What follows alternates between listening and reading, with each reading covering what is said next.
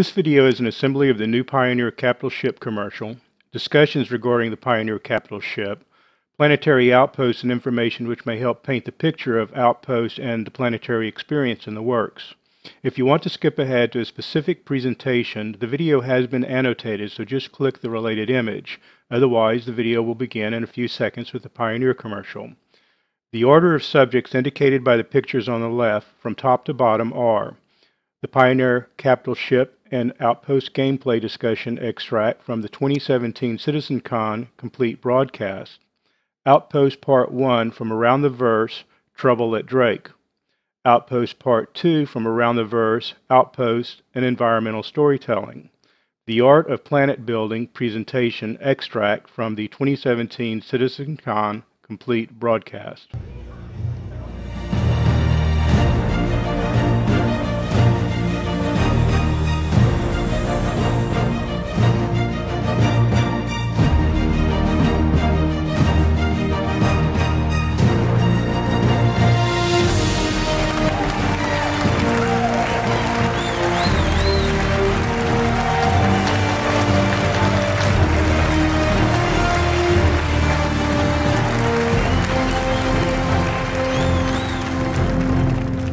Stars. They've become such a familiar backdrop of our day-to-day life that it's easy to forget what they mean. That one. That little dot right there. That's Bremen. And this one over here, that's Saul. Think about that. Just a handful of these dots represents the breadth of human expansion. Another handful, and you've got Bannon, Jean, even Van Duel systems. That's everything we've ever known. Every piece of art, every life, ever, right there, in two handfuls of dots. And that means there's so much more to find. Behind every one of those points of light is a story waiting to be discovered. Now, in our distant past, it was the province of governments to explore and understand space. The simple launch took resources and money beyond the capacity of even the largest companies. But then RSI introduced the Zeus, and suddenly regular people were able to explore our solar system, allowing an unprecedented amount of knowledge to be discovered. When Nick Croshaw discovered the first jump point, the modified scanner array that allowed him to search for jump points were far too expensive for the civilian market. But once that technology was refined and open to the public, what happened? That's right, an era of expansion that led us from this to this.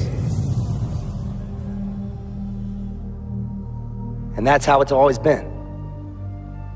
If you look at all the great eras of human history, whenever innovation has put technology in the hands of the people, it has heralded sweeping discoveries. Because power in the hands of many will always exceed the power of few. So while we can now discover new jump points and systems, there's still one hurdle that remains. That's what to do once you discover a new planet. Because right now, only the largest corporations can terraform and establish settlements. Easy. We haven't simplified terraforming yet. No, I'm here to announce something equally exciting. Albert Einstein, the man who redefined human understanding of the universe, he once said, "The person who follows the crowd will usually go no further than the crowd. The person who walks alone is likely to find himself in places no one has ever seen before." An insightful sentiment meant to inspire thinkers and creators to push the boundaries of their understanding. It was, after all, said 1,000 years ago, before humanity had left our homeworld. So clearly he was speaking metaphorically. Today, as I just showed you, the unknown is out there, waiting to be discovered. For those that are looking for those places that no one has seen before, they are faced with a daunting challenge. What do you do when you get there? Up until now, it's been the province of governments and corporations to pave the way for sustained habitation. The power has been in the hands of the few. What if I offered you the ability to build your own settlement? To bring civilization to the most untamed of frontiers? A colony ship in the truest sense of the word. And I'm not talking about just transporting people, no. I'm talking about an all-in-one solution designed to build modular structures based on your needs. Capable of building a farm or a habitat, a trading post or a mining operation. I mean, that'd be crazy, right? Allow me to introduce the Pioneer.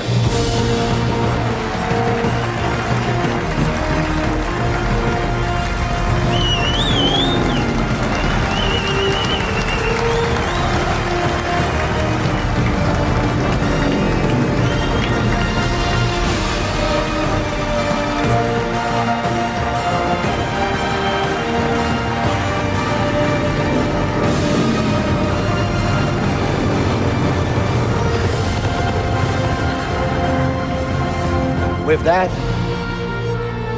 let the new age of colonization begin.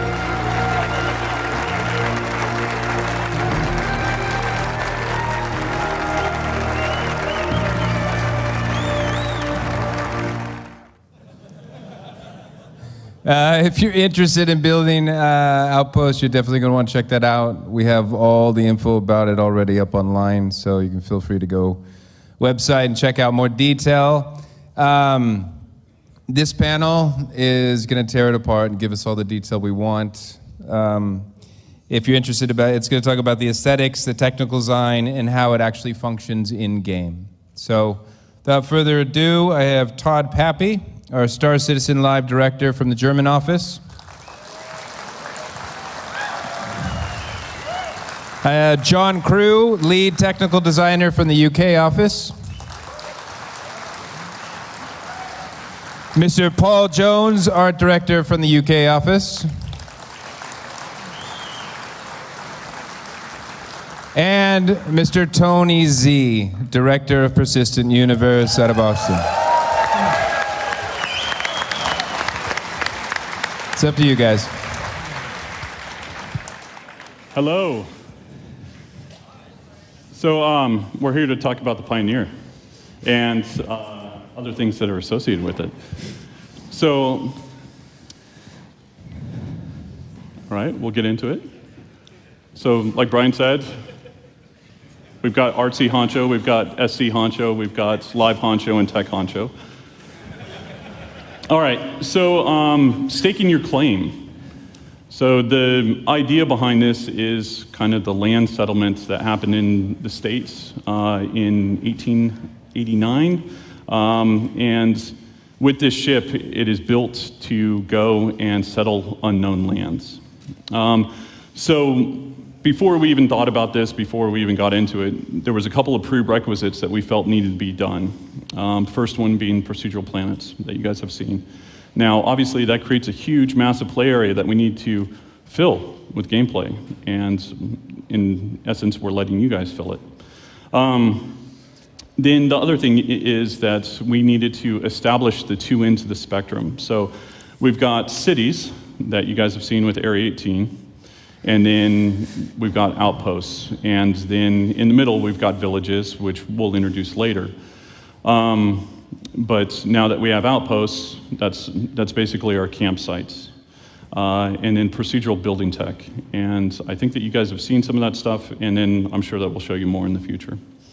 So where this ship fits into the game is a mid to long-term ship. It's for building and placing outposts. And like Brian said, we'll go into more detail about it on this panel. And then the thought process behind it is that this is for orgs or for a single player that wants to run AI.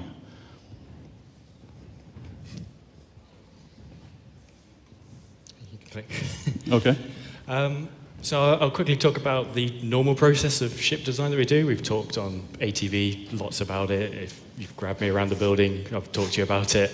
It's usually a pretty linear process. So we get a super simple design brief from a director. Like we get Chris, Ben Lesnick, Todd, Tony. They go, I want this ship to do this. And then we go away, the tech design department, and we expand that to a one-page design brief to make sure we've interpreted what they want correctly. That is high-level stats, so rough dimensions, rough armament, rough speeds, rough size. We have a kickoff meeting based around that with all the directors. They give their buy-in.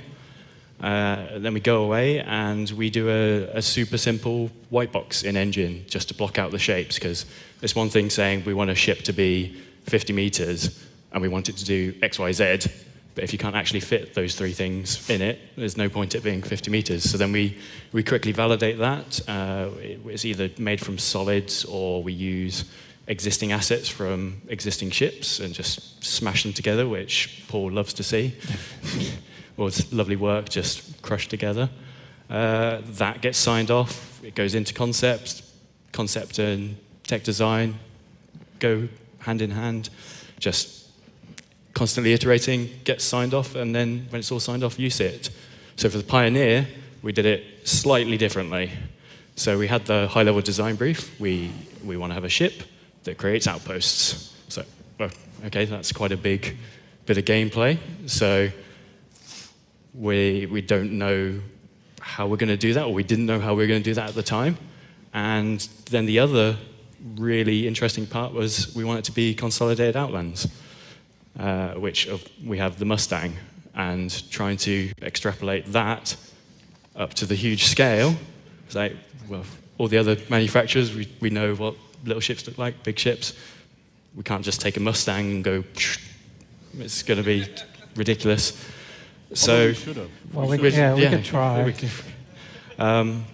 So what we did first, we talked with Nathan Dearsley and Paul. We didn't do a white box for it, which is quite an unusual process.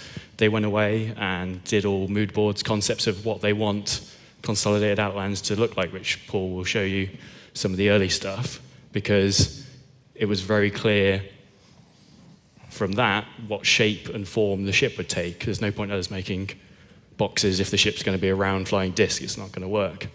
So we got those back, and you can see the round and round bit in the middle where we got the concept. Chris liked it, signed it off, did a white box, went with art. I was like, no, that doesn't work. Round and round we go till everyone was happy, signed off, and that was that. So some quick ship stats. The new ship matrix went live last night at some point. So we've gone through every ship in the game and updated all their stats to the best that we know of. And we're going to keep that more up to date. It's a much simpler process now. Anything you see up there with a dash is because we don't know where it's fully going to be. We'd rather give you the numbers when they're not going to change, rather than what we have in the past. It's like this, everyone sits on it for 3 years and goes, why is it not like that anymore? We'll give you it when we have some solid numbers. But the numbers we do have there are the ones we do know about. So it's 200 meters long, which is quite big. It's a capital size ship, which if you've read all the shipyard posts we've been doing over the last 2 weeks, explains that. It's got 600 SEU of cargo, which is used for building the bases. A minimum crew of 4 and a max crew of 8. It supports 8 living on it, so you can just about get by doing 4. So it is a team effort to do this stuff. On the next bit is the more detailed breakdown. And this actually didn't change much from the initial brief that we did. Things like thrusters always change as we build the ships out and work out where the best place for them was. And the only bit that actually changed was the turrets. So we went from having 4 manned turrets to having 2 manned turrets and 2 unmanned turrets. And that was, as we were going over the shapes, obviously to get to to use a manned turret, you need to get a man to that turret, which in itself creates restrictions on sizes and shapes.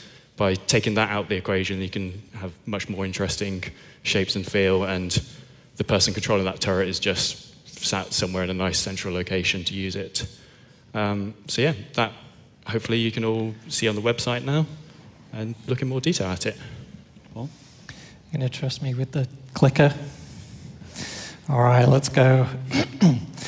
So this is the art side of the talk. This is a pretty good question to ask. Obviously, John's explained sort of the initial part of the process. It's the ship's. It's pretty different to what we've had to deal with before. It's been dealt with generally by one of the concept team in the UK, and he's done very well to remain sane throughout this process. So it has been very challenging, but what I'm going to give you now is a sort of high-level process of how we've approached this ship, a little bit of sort of behind the scenes, and then sort of more of an explanation of where we've arrived, how we've arrived, and hopefully you guys will really like it. So this is my favorite new buzzword that I came up with specifically for this talk. So I think these 3 lines basically describe how we sort of approach this ship. And especially with this ship, it was kind of different to the other ships in the past. So basically this one was very clear. It was utilitarian. It was basically monolithic manufacturing. It's basically you've got a huge brick of a ship, essentially. But obviously that doesn't look cool. So we go through various stages to make this look good. So throughout the whole process and throughout the sort of whole design philosophy of the ship, it's basically an asymmetrical design. So you'll see on the exterior it's asymmetrical. The bridge is asymmetrical. It's cantilevered. The corridors are asymmetrical. And this it's basically in the DNA of this ship. And John has mentioned previously that obviously we've had the Mustang, which is one of our, I guess, really early ships. From Consolidated Outlands, and not really a lot of work had been done in terms of the style guide, and really they're more of a separate division. So this is more of your industrial division. So it's kind of like the Reclaimer, which is like the industrial Aegis. So right off the bat, you know that you're dealing with function over form. It's not going to be like super sexy. It's not going to be pretty. But it's still going to have a really good sort of well thought out industrial design feel to it. So, even as you're walking through this thing, you're still going to appreciate it, and you've got your own essentially flying factory. So this next slide, this basically sort of shows the sort of initial development. So what normally happens is that we always provide Chris with a series of options. He always, if we give him one, he's never happy. He wants to see 3, 4. The more he can see, the more options, the better. Which is great. We're totally used to it. We know how to work fast. That's you don't really sort of set your heart on anything, but you keep pushing for what you like, ideally. So we provide Chris with all these options of. How this ship can look good, but also, not be a flying brick. So basically, there's a lot of transformation. We still have technical issues, well, not technical issues, technical requirements that we need to take into account with this. But at this stage, we hand this off to Chris, and he's able to then give us feedback. He's able to pick from A, pick from B, say, I like the color from J, and then basically we go on to the next round of feedback. So this is where we start sort of dialing in. We've taken what Chris likes, and again, it's just super loose, super rough. We are dealing with mesh work that we're just sort of crashing together. We're not being all precious about this stuff. So we're basically just going for an aesthetic with a hint of the functionality. That's already sort of been factored in with talks with design. And what you'll see here is like in a sort of really, we've got the next few slides are very sort of behind the scenes. There's sort of the stuff that goes on at people's desks, and people are drawing on their Wacoms. And this shows, you can tell this is an early one because this is actually flipped the other way. But you can see really early on that that we dialed in to what we wanted for this ship. So you've got the bridge. You know, it's very much like the bridge of an oil tanker. You're overlooking your ship. It's good visibility. You can see your whole manufacturing process, and you know, basics, turrets, and how this is going to work. And again, these are really, apologies for the sort of small resolution, but here you can it gives you an indication of the sort of the block-out process in terms of the animation and the manufacturing process. So this is not a 3D printer. It is a manufacturing plant.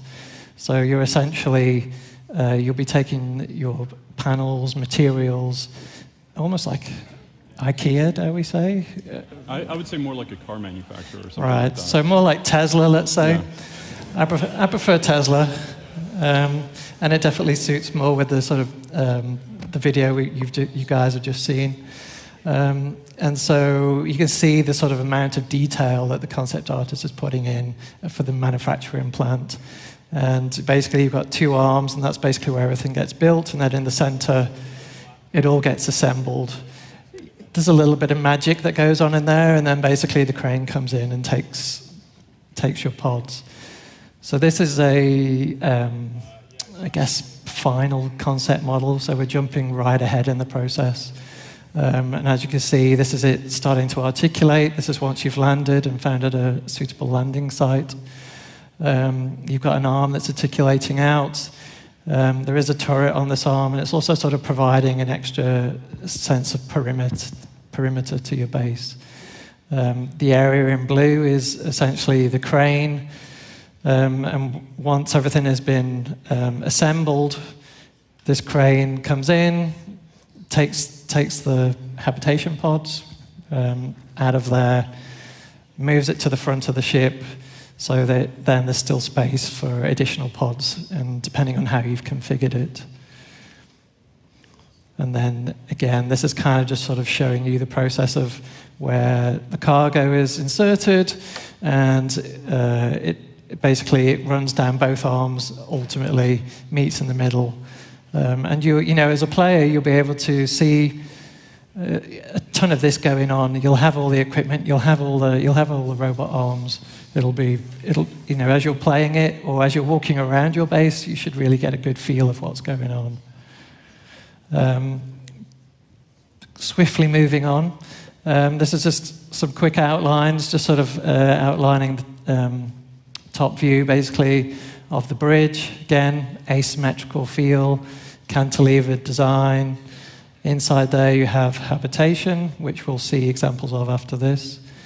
Some hefty landing gear, because this is quite a large ship. Additional cargo space, as well as a landing pad, which is above further cargo space, and that landing pad can articulate, move out of the way. Staging area, this is where all your robots are. This is where everything is getting sort of built, essentially, from your materials. And then manufacturing is where all the magic happens. Moving on, these are some of the final images that basically have been built for this ship. So you can see the habitation pod there already. And you can see there's walkways in there, so as a player, you'll be able to come out.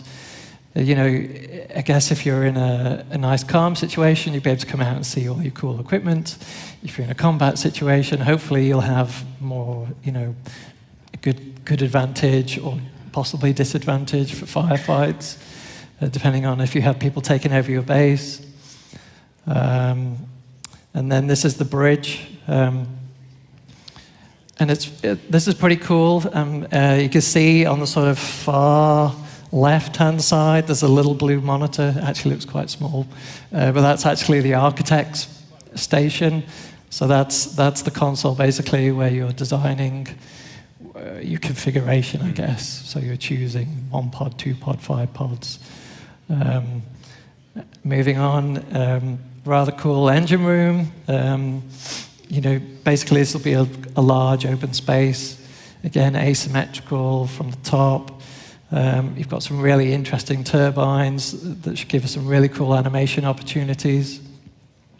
And it's very different to anything that we've seen so far in the Star Citizen universe. Habitation, obviously you've got space for a couple of big bennies. Everybody wants big bennies in their ship. And then split level room, so space for chilling out, just watching TV or just having dinner with your friends. Bunk room, again, very utilitarian, very basic, down to basics. You could, if you look closely, you can see one crew member in one of the pods just lying down. And this is just a quick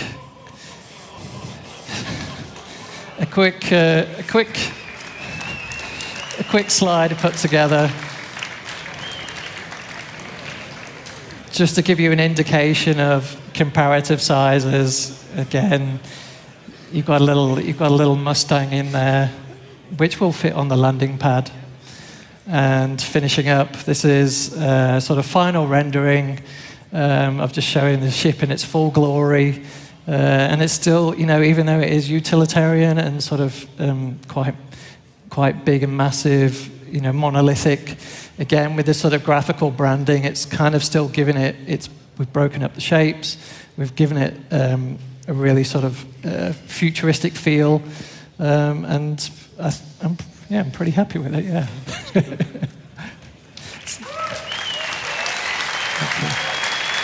You want it?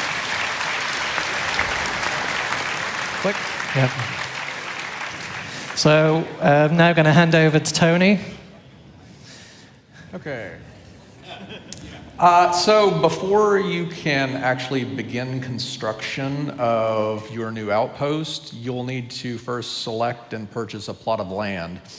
The value of that land, what you're going to have to pay in order to acquire it, depends upon a variety of objective criteria, as well as the seller's insight into that information, which we collectively refer to as knowledge. One of the things that we track for each section of land that you can potentially purchase is the resources present and the quantity. Another one is the current market value, which will obviously impact the value of land. If the land has an abundance of a particular mineral that at that particular point in time is exceptionally valuable, then that's going to increase the current value of that land. But it's a very dynamic process. The level of certainty, that's interesting in that knowledge, information within Star Citizen is very often an analog concept. You don't necessarily know something or not know something, but rather you know things to varying degrees. And the easiest way that I could give for an example would be to consider a car that you're thinking about purchasing. If you're being asked to purchase a car and you haven't actually seen it, you're going to be very conservative in terms of your estimate of what it might be worth. If you're able to see it even from the exterior and verify there's tread on the wheels, the paint job looks okay, etc., then that's going to increase your perception of its value. If you're able to actually turn the car on, make sure it's running, or better yet, have a mechanic take a peek under the hood, then that's going to basically bring it even farther up the scale. And so a lot of what we're doing with the value of land, which ties over into the Pioneer, because you're going to be setting up these outposts ideally in optimal locations to exploit a lot of this value that's sitting on the surface of these planets. The next one up would be when the info was last verified. Knowing that there is a vast abundance of gold at a particular area, but the information is stale. It's 2 weeks old, it's a month old, it's 6 weeks old. As it gets more out of date, it becomes less and less valuable. And so what this means is that players will routinely have to refresh the knowledge of a particular area in order to maintain the perceived land value within the game. The last thing that I'd mention in regards to what constitutes knowledge is the value of location. If you've got a field of copper ore and it's in close proximity to a refinery, potentially at an outpost set up by one of these pioneers, then that ore field, the land that, what you'd have to pay to actually purchase that land is going to rise in price. If, on the other hand, there's no refinery, on that planet, and you have to basically spend 20 minutes basically carting the ore to another refinery and then getting it to its eventual destination, that's going to lower the perceived value of that plot of land. So knowledge within the game is a really fundamental concept, and knowledge is a concept that once you've acquired it about a certain area or a certain object, you're able to transfer that to other friends, you're able to transfer that to organizations, you're able to sell that information to public information brokers, or freely submit it into the public domain. So yeah, Tony talks about knowledge, what it all means, but to get that knowledge, you've got to go and find that area to figure out what's there. Is it right for you? And that's where all the exploration ships come in. You could take your Pioneer and do all this with your Pioneer, but it's probably not going to be the best ship for scouting locations. We've got a whole wealth of exploration ships that are designed for finding that information out. It's like you wouldn't take your oil rig out into the ocean and just randomly dot it down until you found what you wanted. They send the scouts out to find the best locations. So the ships we mentioned there's just a small range of the exploration ships, like the 315P, Terrapin, Carrack. All exploration, all have slightly different pros and strengths. So you've got the single ones, you've got the big crews, and they're just there to help find where you want to send your Pioneer to. You might find a nice location, but if you went there in your Pioneer, you're never going to find out where the nearest refinery, like Tony talked about. You could build it and you find it's millions of miles away, and that's going to be a waste. So these exploration ships are really sort of key to finding those places. Yeah, and one of the things we're aiming to do is make sure that there's a lot of gameplay associated with these high-level concepts. And by that I mean, if you discover, if you're working your long-range scanners, you may find a previously unknown body, an asteroid that no one else within the system knows about, and there is a level of value related to that. If you work your dials a little bit and you've got the proper equipment and skills, then without actually having to make the journey, you could increase the potential value of that knowledge find by being able to discern, the mass of the object. A large asteroid is going to be, all things being equal, be worth more than a smaller asteroid. But if you really want to ratchet it up, and this kind of goes back to the degrees of knowledge that I was talking about, if you actually make the journey to it, fly over, burn fuel, burn time, brave whatever dangers are between you and there, and you actually do a flyover the surface, then you may actually just visually see pools of hydrocarbons, gas venting from the surface, and again that raises up what you know about it all the more. If you really want to get specific about what's there and maximize the potential value of that find, though, then you're going to have to set down on the surface, and you're actually going to take core samples, and you're going to basically have these processed, analyzed, and you're going to do things like seismographic surveys and have et cetera, et cetera. And so all of this plays into a common theme that we're trying to execute upon, which is all of these high-level ideas and stuff have a variety of different ways by which the player community can basically attack them, and by which these things will feed the outputs of one into the inputs of another. So now that Tony's giving you a high-level idea of what land is and how we value it, I'm going to talk about actually claiming your land. So first and foremost, claims are not tied to the Pioneer. A single person, organization can buy them, so on and so forth. Then we have the concept of UEE space, non-UEE space. If you settle in UEE space, you need to have a claim. If you're brave enough and you don't want to do it, you can venture out to non-UEE space, and then there you can find some of your shadier things that you want to do in the game. So if you do plant it in the UEE space, then the idea is that you get the protection from the UEE, in case somebody comes and attacks you and stuff like that.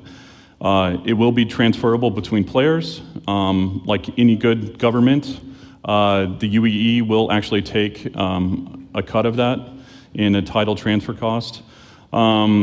Then from there, right now what we're doing is we're doing general licenses. Later on, the UEE will portion out licenses.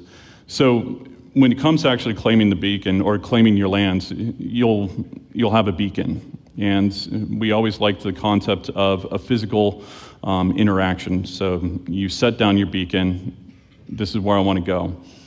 And either yourself, one of your teammates, or a data runner will take this information to the closest UEE colony office, and basically that's when it locks in, and now that land is yours. Yeah, so one of my favorite aspects about just the overall concept of land is actually speculation. And the basic idea is that assume that you've purchased land and you've gone out and you either bought it with foreknowledge that it likely contained these minerals, et cetera, or you discovered that yourself. And so now you're holding on to this land, and the decision you'll face is, well, do I basically extract that value right now? If whatever that land contains is currently in a bear market, it's not worth very much, then you may elect to basically wait to harvest whatever it holds until those particular commodities have basically risen in demand so that you can get a better price. And it sounds simple, but there's a lot of ripple effects to where we get really interesting knock-on gameplay effects. And by this I mean, when you own land, that doesn't prevent someone else from necessarily going in there and extracting those resources. Now, obviously, if you're doing this within UEE space and you basically sit down and you're extracting resources from someone else's property, then that's a criminal offense, and basically the game's security system will deal with them as appropriate.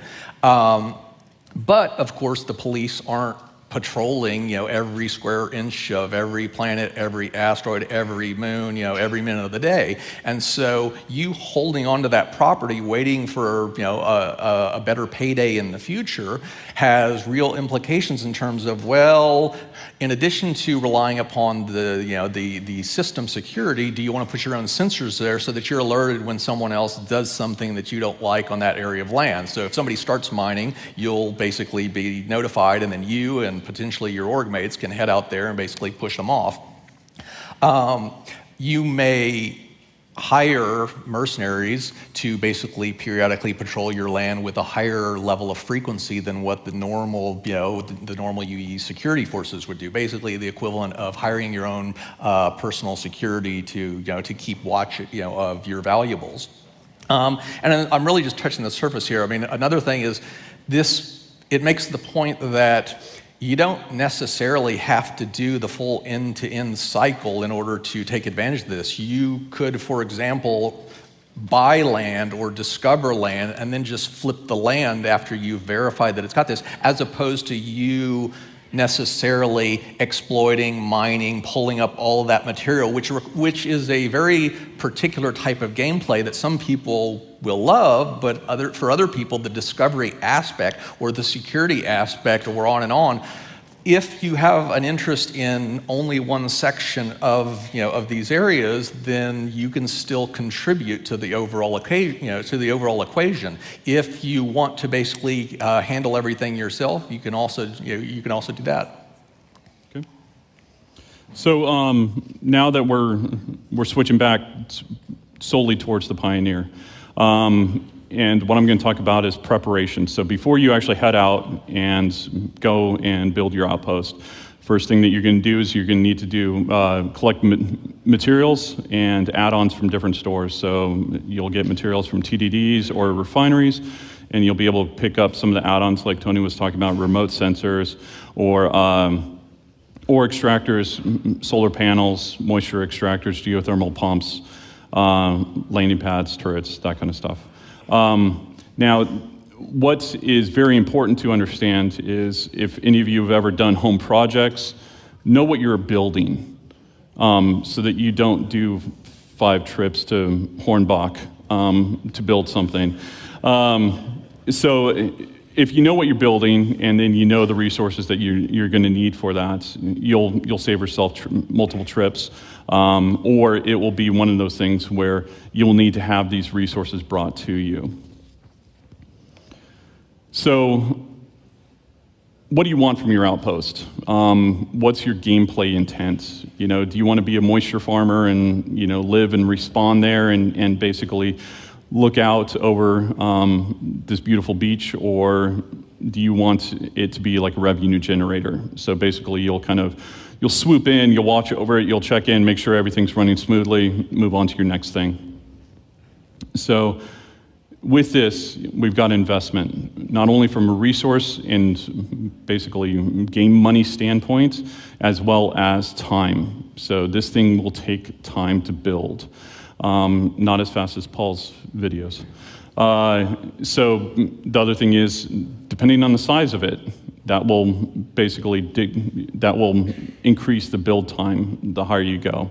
Now, once it's actually placed, you're going to want to upkeep it. Depending on if you put something in Earth's atmosphere versus the Mars's atmosphere versus Venus, well, those are all different climates. And so the wear and tear and just kind of the usual stuff that we're doing with the ships, and as far as stuff breaking down, so on and so forth, this will be the same with Outposts. So configuring. Now, the idea would be that you're working the architect station, you're choosing the exterior layout of it, and then from there, you'll move into the interior rooms. So some of the different interior options: habitation, armory, storage, med station, mining, refining, hydroponics. And so with this, depending on what you're doing, each one of them is going to require a different amount of power. And then that starts going into some of the add-ons. So if you're mining, or if you're doing something that's very, very power intensive, growing things, so on and so forth, then you're going to need to run extra power in there. And with the add-ons, just like with our ships, if you think of our ships as the base hull, and then you have your gimbals, you have your mounts, and then you're attaching weapons, you're attaching ordnance, you're attaching utility items. It's the same idea here. It's basically you have your base structure, and then you have these item ports that Chris always talks about that will feed into the ore extractors, and that's how we generate the power. So here are just some of the internal shots. I think you guys have seen some of these already. I like the salad spinner, hydroponics, different mining ideas, storage. So one of the important things is basically if you're growing plants, or if you're basically dealing with any sort of bare form resources that will feed into our ecological system, then what you want to do is you want to make sure that you're actually storing these items, and so that you're not just mining once and then basically having to shut down because you don't have any more space. Drug lab. So in case you want to do a little Breaking Bad. Then idea about research, and this would be maybe you're close to the sun or something like that, and you want to research some solar flares or those types of things. Med station. So the main thing for us has always been a sandbox, and making sure that you have the freedom to focus on the gameplay that you find interesting. And so what we wanted to talk about was just some of the ecosystems that we feel these things help support and help build. You've got the haulers and traders that would be dealing with things that would come in, and if you're mining or if you're growing plants, well, these are going to take these to manufacturing or processing centers. Tony mentioned the security and the needing to actually protect your things, because I can guarantee you, if you're making money, people are going to want to take it from you. Exploration, John mentioned this about going and finding these plots of land and everything like that. Then there's repair, in case you're getting the wear and tear, and dealing in a very harsh climate. obviously mining, farming, and the refining stuff. So that is our panel.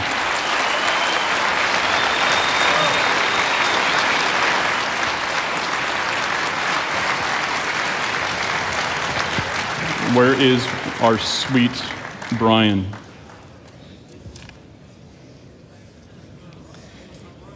He won't be used to people finishing on time, probably. Oh yeah, we actually finished early. We chopped up. Do you want to? That's fine. Okay. Are you kidding? Okay. Yeah, here I am. Tut mir leid, tut mir leid. Awesome, thank you. We have time for a few questions, not the normal length, just because we need a little bit of prep time before Chris gives his large presentation. The other thing is that I think some of us will be talking to Jared afterwards, and Absolutely. then the other thing is that some of us will also make sure that we're out by like the Saber Raven in case anybody has any extra questions that we need to answer. Would that be the Intel Saber Raven? Yes, it would be. All right, so where's my mics in the audience for questions? Good show of hands. Hi. One question, you said there are a lot of materials required and someone can bring them to you. The landing pad looks quite small for such a big ship. Is it possible to land a freelancer or something, or do you have to ask for like 200 ships to bring you one crate after another? So the landing pad safely fits 40 by 40 meters. So there's quite a large, it looks quite small on it, but 40 by 40 meters is a lot of space. That's what we deem safe. You can, like with all things cargo, you can push it and get a little bit more on there, but 40 by 40 is the designated area. So there's a lot of cargo options in there, and it is right next to the cargo bay. It slides next to it, so you wheel it out, put it in the cargo bay, and back in again. Okay, thank you. Thank you. Another question? Over on this side. Will the outpost be salvageable? I want them to be. I want to as well. Well, to me, it's basically like cleaning up extra stuff. So if somebody wants to abandon it, somebody wants to attack it, take it down, burn it, and then you go in and you salvage it, I think that should be doable.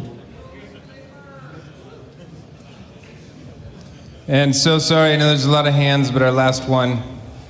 Will you be able to spawn at the med stations? That's the goal, yeah. Thanks. Okay, I'm going to ask, just because I prepped this one ahead of time, because I know the answer and I like the answer. So, what ship does the Pioneer fit in? Doesn't fit in any. It doesn't fit in any. And what ship fits in the Pioneer? No ships fit in the Pioneer. It's just a landing pad on top, not a hangar. Thank you very much. Hello, my name's Ian Leyland. I'm the Environment Art Director at Foundry 42. Today, it'd be really interesting to talk a little bit about surface outposts. So I think people have seen a few of these before. We've shown some little videos here and there, and when the communities come around the studio, they've had a little sneak peek. But this is the first real opportunity to really show what it's about, and more importantly, the team involved in making it. So my name's Eddie Hilditch. I am the Senior Environment Art Lead. My name is Alex Remotti, and I'm a Senior Technical Artist working on the procedural aspect of our system. Hi, my name's Nick Etheridge, and I'm a lead artist on for the PU team for environments. So the initial idea came from design. Design needed a place to bring the player to, the smallest possible location. So we have cities, space stations, but one thing we never really had is these smallest locations. So that was the initial idea from design of what a surface outpost would be. So we went away and we started looking at concepts for what they might look like in our universe. So we knew we wanted to integrate them quite well with the environment. So we wanted a design that felt durable, robust, and felt like it could survive a few harsh winters. So from there, we started some moonshots just to see and explore what might work right. And then once we had some nice ideas, we got it validated, make sure it worked for Chris and the design director, and then we started taking it into production. So from there, you know, one of the things we knew we wanted to do, like these were going to be modular. We didn't want just one hero location. So the visual style and elements needed to support a modular format. So during the ideation process and concepting, we needed to make sure we had elements that we could, you know, break up the visual language, break up that fatigue, and enable design to create some interesting layouts, which still felt quite interesting to look at. So we build all our environments modularly. We have to build them in that way to incorporate the sort of vast number of environments we need across our universe. So once the concept has been signed off from Ian, we will start breaking that concept down into its constituent parts in order to figure out how many pieces we need to begin the process of making the brand new building set, which is going to be our high-tech surface outposts. We took the concept and we made the outpost concept using the template set, which is a set we use to white box all of our levels, because it's a basic set, it's to metrics, it's got a simple material on it, and it's good for artists and designers and engineers just to block out areas and test with. So we took that, we modified it slightly, and started creating the outpost layout that we had from concept. Then we added we whiteboxed add-on pieces like the roof pieces, antennas, pipes, to get that extra silhouette read from a distance, mid and far distances. The biggest challenge is probably making sure that it's all modular and fits together, because the whole point of it being modular is it gives the artist the flexibility of many different layouts, of swapping pieces round and adding a bit of variation and detail. So from its foundation, it had to be very modular, work together to metrics, and have approval from design too. So the key things at the grey box stage are making sure that the assets are in line with the art style, that the material breakup's correct, the forms are correct, and it's still modular from what we were doing with Whitebox, that design have play tested it and it works for their gameplay requirements, and that any major performance issues are looked at as well. Often the grey box is modeled to a higher level of detail than the actual final asset. And this is because all the ideas and forms and details get shaped out of this phase, and these will sometimes get baked later on down to a texture. So often the grey box is actually a lot more expensive than the final form. So when the assets go into final production, at this point we'll flesh out the material library. So the material library will consist of simple, tileable materials with wear and dirt, such as simple metals, plastics, to more complex panels, to very detailed greeble sheets, trim sheets, and graphical decals, and illumination sheets for lighting. We need to make sure the materials work together, that they're all conforming to the correct PBR workflow, and at that point then we go into the final production and apply those materials and flesh out the final assets. Once we started to test our outposts on the actual surfaces of the planet, we soon realized that a perfectly flat base was just not going to work. It was going to limit where we were able to place them. Planets don't tend to be perfectly even, you know. Everywhere we place them, we'd end up with a corner clipping through the ground or a corner floating above the ground. So we had to go back to the drawing board and kind of incorporate a system of legs and feet, which ultimately allowed us to place them in much more varied places on the surface of a planet. Then we obviously had to get the player from the surface of the planet up to the door of the outpost. We thought a ramp would kind of look really cool visually, so we started implementing those. But after talking with design, we realized our ramp metrics from them was 15 degrees, which is actually very shallow for a ramp, and we ended up with outposts that kind of looked like a Miami Beach house or something, because even if the outpost was only 3 meters off the ground, we had to have an 11-meter long ramp to sort of cope with it, and they kind of look ridiculous. So we went back to the drawing board. We thought, switchback ramps maybe, or some kind of complicated elevator system with ladders. But ultimately, simplest solutions are often the best, and we ended up with stairs, very high tech, but stairs actually turned out to just serve the purpose that we needed them to. Once all the final assets were made, we basically grouped them together into prefabs, which are like smart groups, and brought them in. So there's walls, there's rooms, there's doorways and airlocks and the stair piece. So it's very easy now to make a whole different layouts of the outpost instead of having to bring each individual asset and each light and each vis area. They're all prefabbed up. So you drop a room in, then you drop some walls in, and it's done. And it allows for more time working on the actual assets than world building.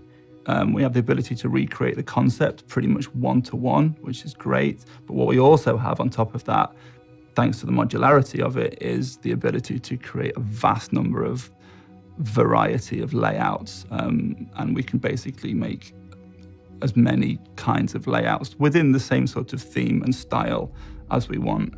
And as we develop the building set more and it matures and we add extra pieces, that variety and the number of potential layouts we can create basically exponentially increases.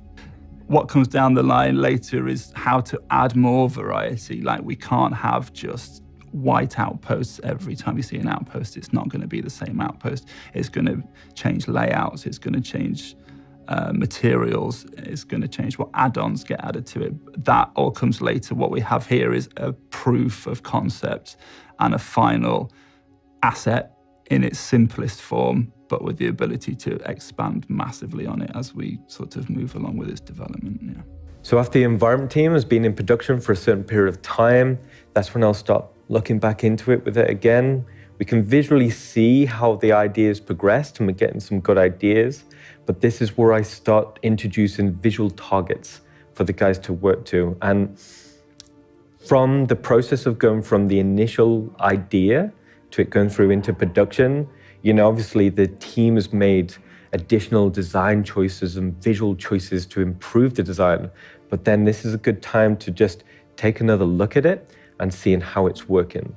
So initially when I was looking at it this time, I saw the real importance of how we're going to integrate these things. So it's not only good to have beautiful architecture, you need that believability of understanding, actually this thing has been here for many years, and how does that feel? So what I did some visual targets for the team, looking at things like materials, lighting, particles, just to kind of describe that end frame. So working with what they'd already produced and the visual targets, that was perfect for the team to kind of take it onto the final art stage of production. When I received these visual targets, the first thing I try to understand is how those elements have been built, how are the modules being divided, and then try to build a less granular version of those model pieces. For example, a room or a wall to cap a side of a room is what we call prefabs. So they are kind of Lego pieces. When we have defined these kind of rules within our small R&D team, we start building connection points and tag points to help us stitch together those pieces. We define design rules and layout paths to make sure that the generation of this layout is controlled, is based on a clear aspect, a visual aspect, and on a clear design, on a clear cap of size. And when we have all these rules, we start trying out and iterate on the process of giving a feedback to artists for having different variations or having a new rule set to stitch the things together in a different way. Once the goal is reached, what we want to do with these elements, with these outposts, is to create as more variations as we can, and then create a lot of perceived variation for the player, so that when we scatter them on a planet, the player can play and can see a lot of different locations, a lot of different sizes, a lot of different vistas. At that moment comes a second aspect of the procedural variation, which is placing them on a planet.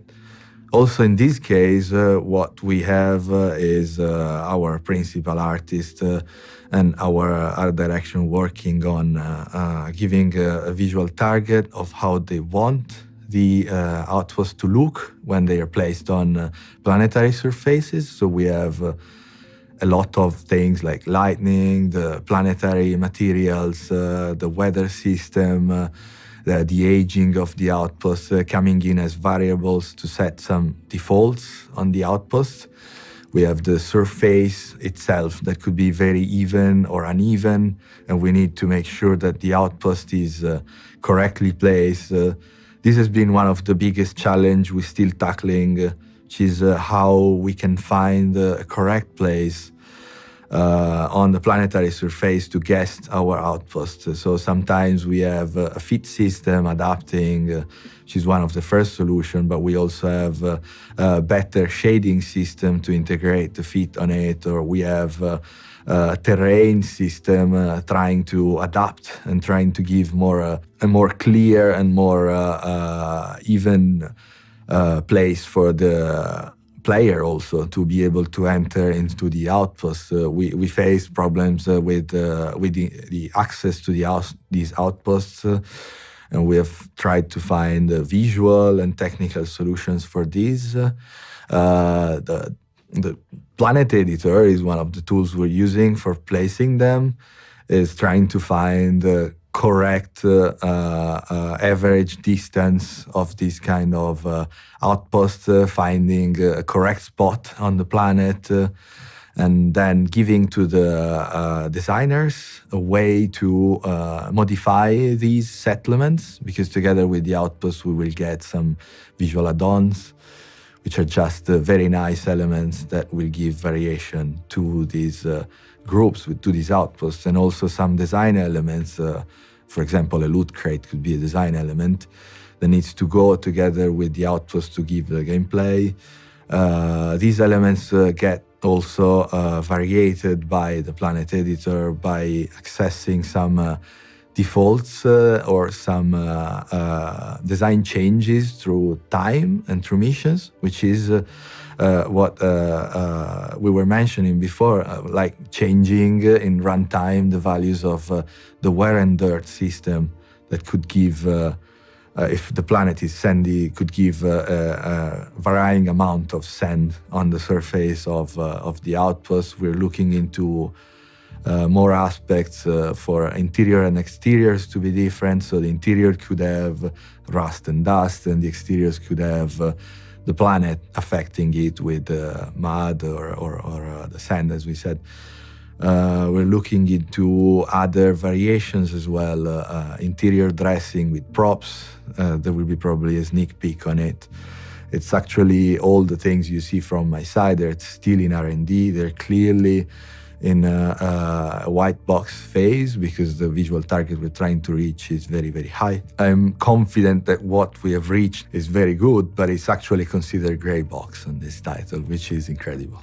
So hopefully you guys have enjoyed the piece. It gives you a good idea of where we're up to right now with these surface outposts, and given a little introduction to some of the team members that's going into making them.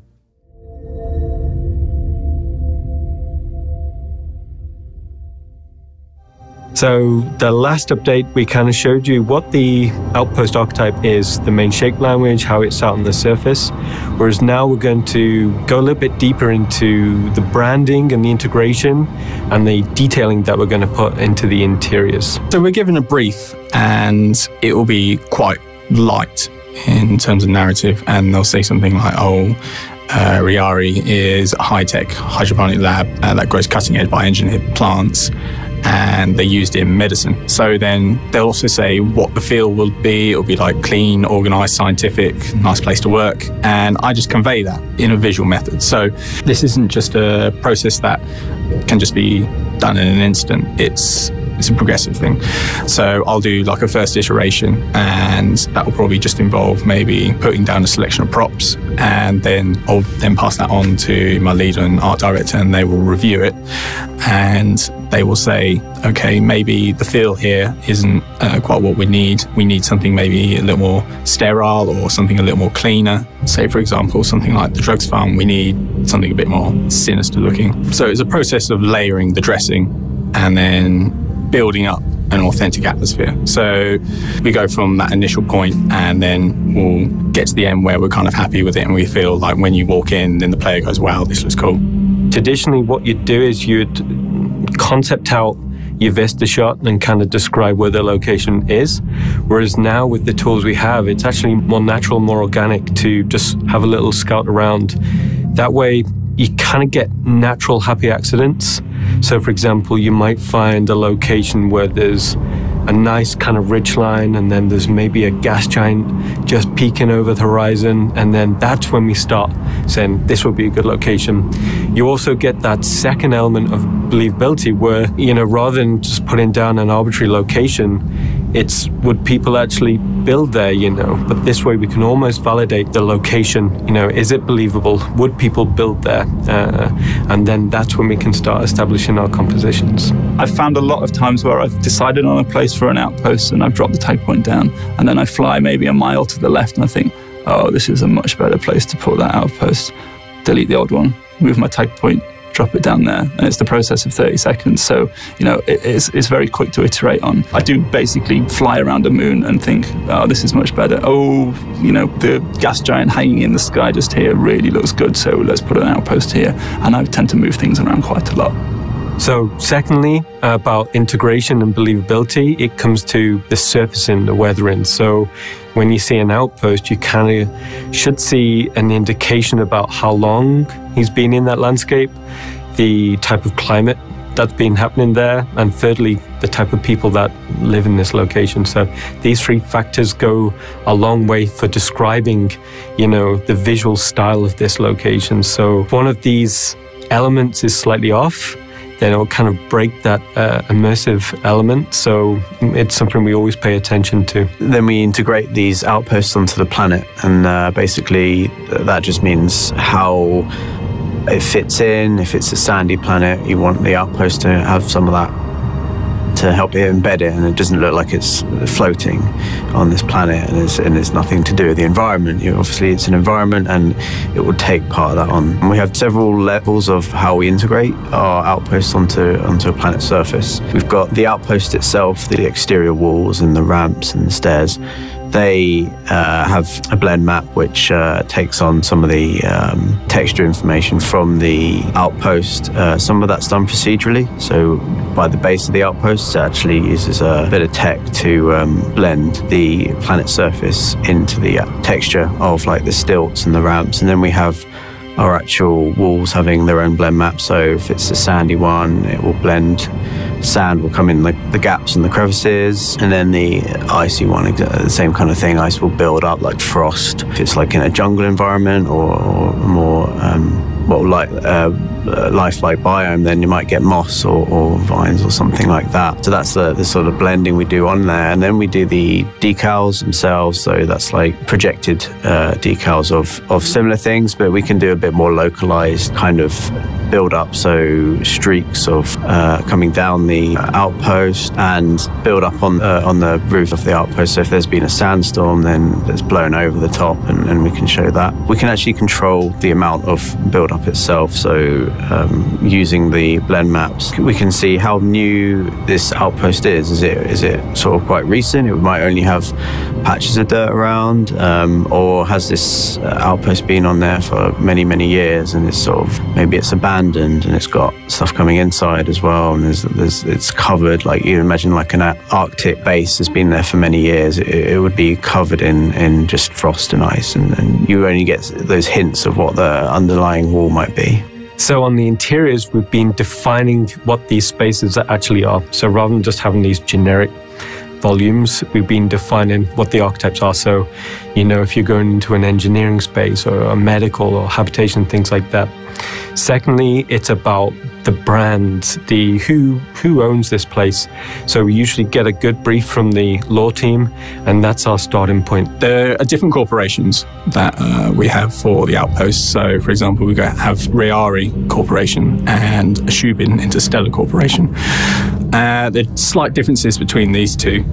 So the Reari Corporation is probably a better place to work.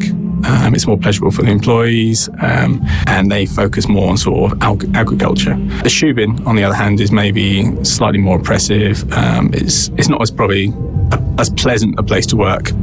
In order to do the branding of the outposts, we first get the information from the writers, the lore and the narrative. So what these outposts are, what company owns them, if they're a company or if they're independent, and what's the sort of general theme and narrative of that company and how it looks and how it's dressed and things like that. So, for example, if it's Shubin, it would be very corporate. It's a really big corporation.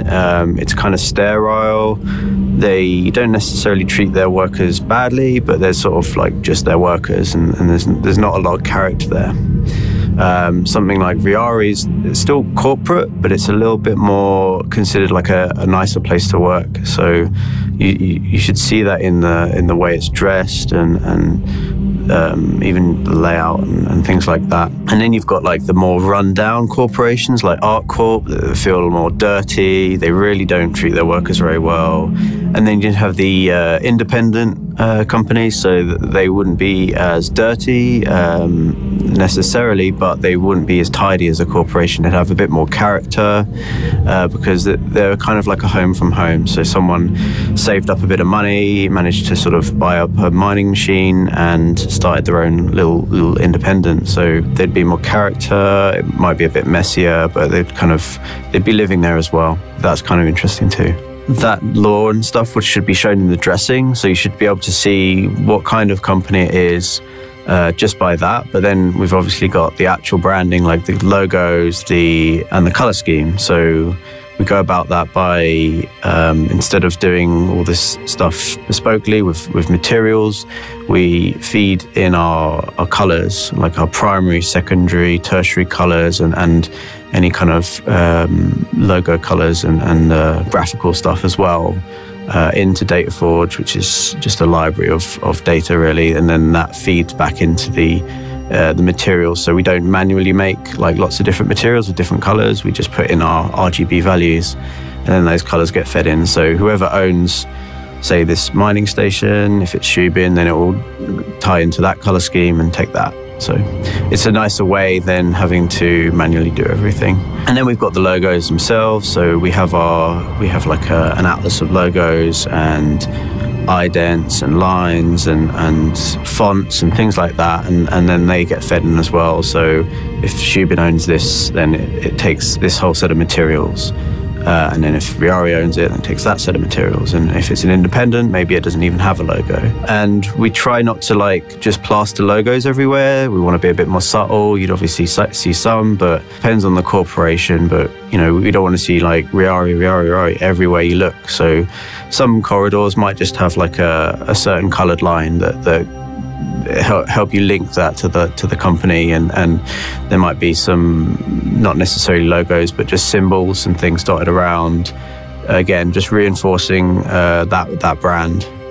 So that's how that's done, and it's great that it's all procedural, so we can just drop one down, say okay, this is this one, this is ArcCorp. It automatically, I mean there's a lot of setup, but it will take the color scheme and the logos from that.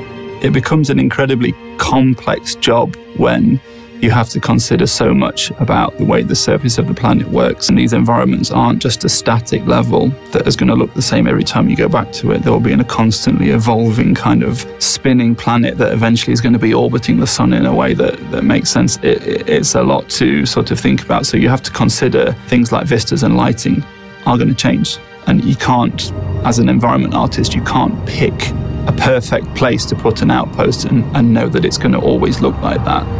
So we have to make sure that we're working towards environments that look good in many different scenarios, because as the moon rotates, it's going to go from day to night. So we have to make sure that it looks good at night and day, but it's the same outpost. So there's a lot of systems talking to one another there. And it's a complex task.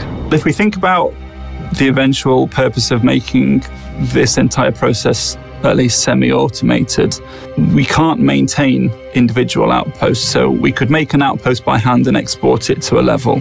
That's an easy job. But if you think about having to make 1,000 outposts by hand and exporting each one of those to the level, that's 1,000 outposts we have to maintain.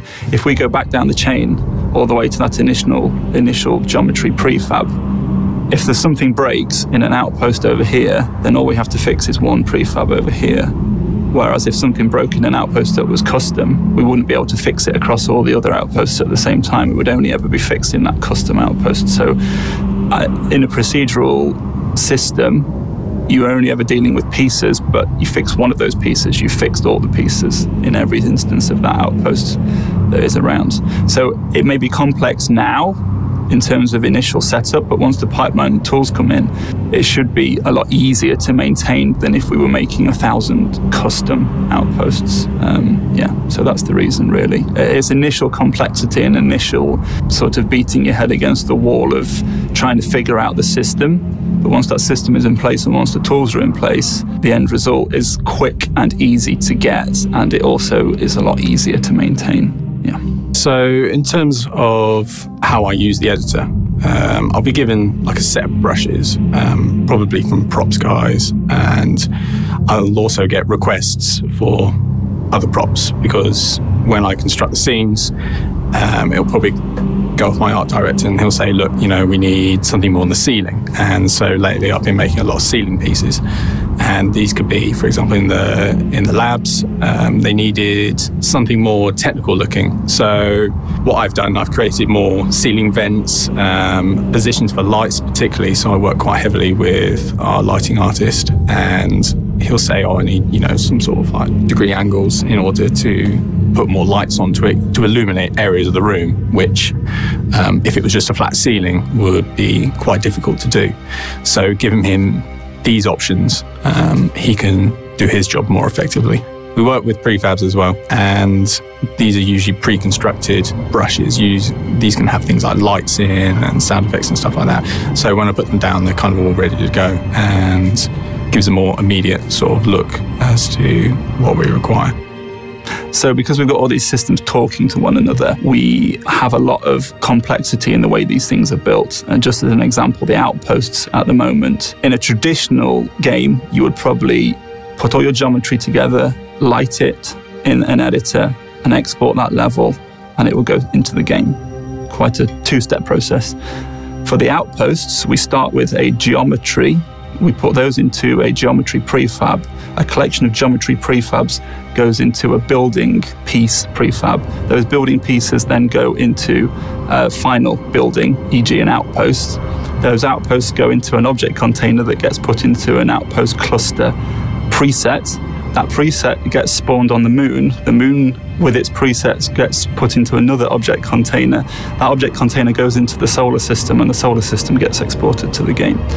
So there's a multi-linked chain of stuff that we have to maintain and manage. And all this is reliant on naming conventions and file structures.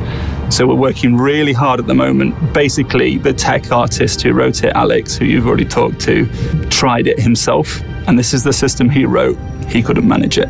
It was too complicated.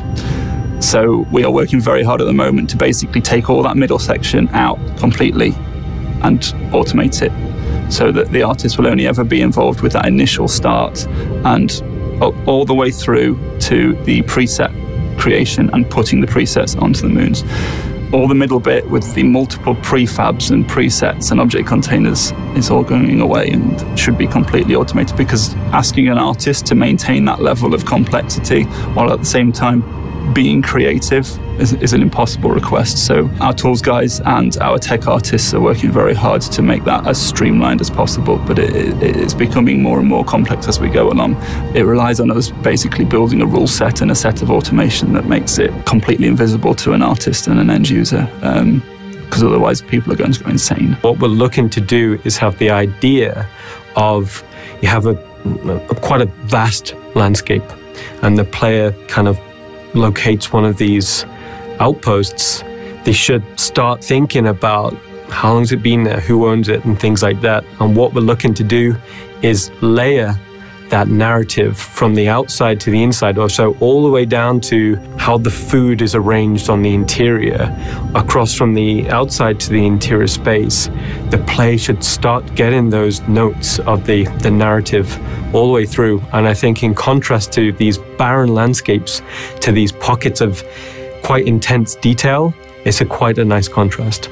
So now we're getting a really good idea of how it feels for the player to explore and kind of traverse around these locations.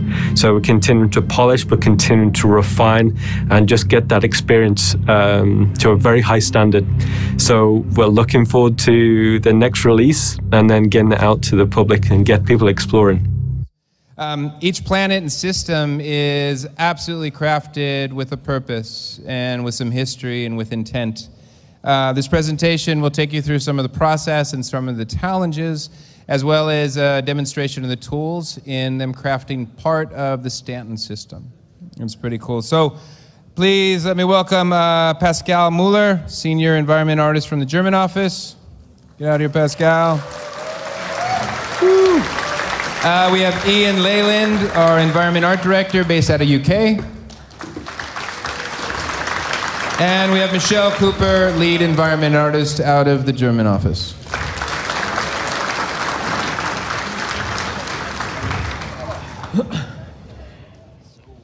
You have to click. Nice chair. Hello. All right. Hello. How are we all doing? All okay? Okay. Good. Did we want to share the right screen? All right. So we're going to talk a little bit about art. Out of curiosity, who's been to like the UK or the German studio and done like a backer visit and heard us talk about some art before? Anyone? Yeah. All right. So you might have heard a bit of this before, but hopefully there'll be some new stuff in there. Okay. So let's talk about art from the heart. All right. Okay. So we've been working on the Stanton system for a little bit. And what I want to do is we'll actually go through, that's me, that's Michelle, and that's Pascal. Check that owl out. It's a sweet owl. Okay, so I want this panel just to focus on the landscapes. So, you know, within a system, you're going to have quite a variety of locations, you know, space stations, satellites, that sort of thing. But this panel, I just wanted to focus on the landscapes, because that's more than enough for like 40 minutes. We tend to get quite passionate about talking about art, so we're going to try and keep some momentum. And then secondly, we're going to talk about the visual palette. So what I mean about that is, you know, within one system, we want to create a canvas. And within that canvas, we want variety of contrast and all sorts of things. Then we'll move on to the sort of things we've been doing lately, so building out moons from start to finish. And maybe just try and convince you guys that it's not quite easy just yet. And then we'll move on to our pipeline on tools, you know, how we're achieving these moons. And then we'll give you a quick demonstration just to give you a little insight. We'll be doing it live. We'll do it live. I was going to say something, but I'm going to keep this clean. So yeah, we'll show you the tools, because I think that's quite important, because one of the things about the engine, which is super cool, is you get to do it live, and you get to do it real time. So we'll show you a little bit of that. And then if we get time, which hopefully show you a little glimpse about what's coming next. All right, let's get into this. Clicky, clicky. Here we go. So, system visual palette. So, I'm sure you've seen a lot of these before, but I think it's very important to use as a starting point. So within an entire system, you're going to have a variety of palette. So what I mean about that is, say, for example, when I'm on Hurston, I'm thinking, oh, yeah, I remember what it was like on ArcCorp. That felt like that. And when I'm on ArcCorp, I'm thinking about Hurston. When I'm on Crusader, I'm thinking about Microtech. So that's what we want to create, like a distance. So when you're on a planet or a moon, when you think about another planet that's very far away, it's bringing that space opera to the game. It's not like you can just go from Hurston to Crusader to ArcCorp within a couple of minutes, because we want to stretch these guys out. Okay, Hurston, I'm sure you've heard about this guy before. We wanted to create something that was very appropriate for Hurston Dynamics to be in, super polluted. The main landing zone is Lawville. It's pretty much a city covered in ash. There's going to be things like these cultivated gardens, so across the landscape the Hurston executives can go to. We're exploring like how the biomes around the planet, if it was like heavily polluted, if a corporation showed serious neglect, how would that influence the flora and fauna? Because that's when things start to get quite exciting. Okay, Crusader, big gas giant. This is personally going to be my favorite within the Stanton system. I can't wait to get to this. So it's a big floating lattice of platforms. You've got the shipyards and you've got like this landing zone. But what's going to be really interesting is the fact that the vista is going to be pretty much 90% of what we're going to do there. There's going to be a huge potential for things like weather systems and atmospherics, and then things like dynamic weather. So the way I always describe it is like, imagine I'm Bob there in the lower part of the frame, and he's looking out, and that weather cloud comes in. So say, for example, you visit there, beautiful sunshine, and maybe next time you visit, you're inside this thick cloud.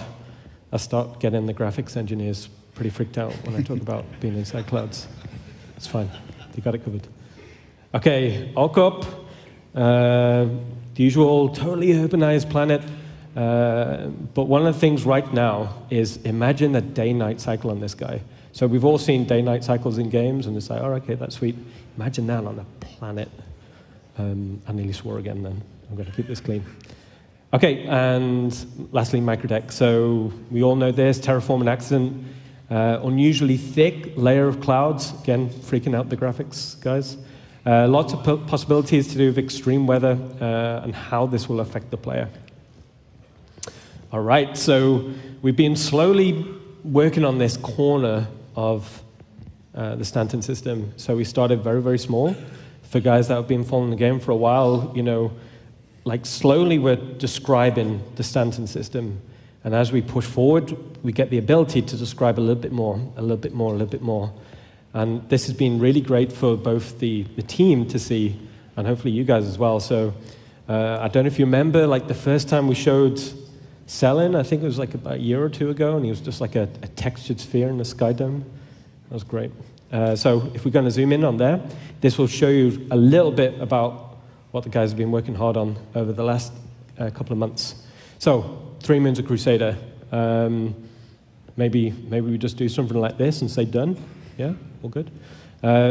Actually, that isn't really what we wanted to do, because I think even within a small corner within the system, we wanted to create variety and depth.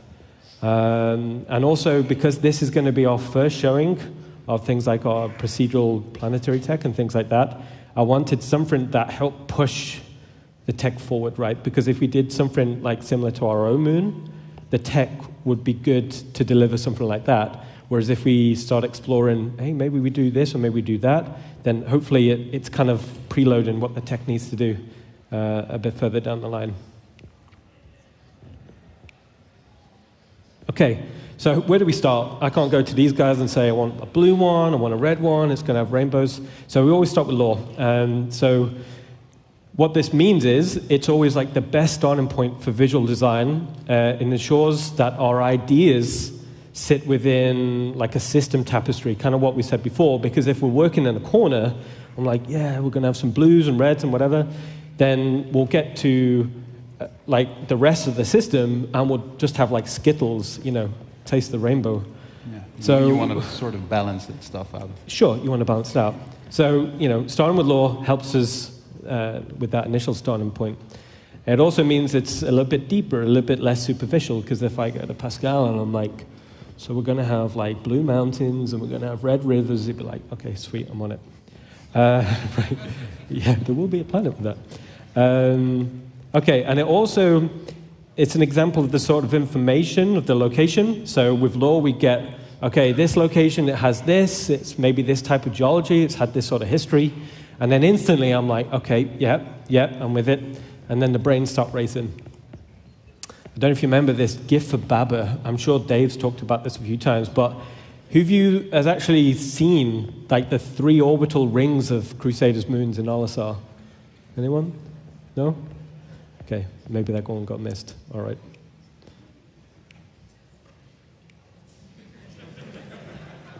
So a GIF for Baba. Okay, here we go. We're going to move it along. All right, okay. So when we're thinking about, okay, we're going to do these 3 moons, where do we start? And then we think about what we call biomes, right? And then when we start thinking about the biomes, it's all about the details. So first thing we do, we create mood boards. This is we've got the law, we've got the location. This is pretty much our briefing. From there, we start doing, we collecting images. These are quite small for copyright reasons. But we're just looking around, finding a palette that works. So instantly you can kind of see the 3 moons here, and you're starting to see the tapestry sit together. This is the most cost-effective and time-effective way of exploring ideas, because essentially, I'm not going to the guys and saying, hey man, let's do an ice planet, let's do this. So we can go very, very quickly.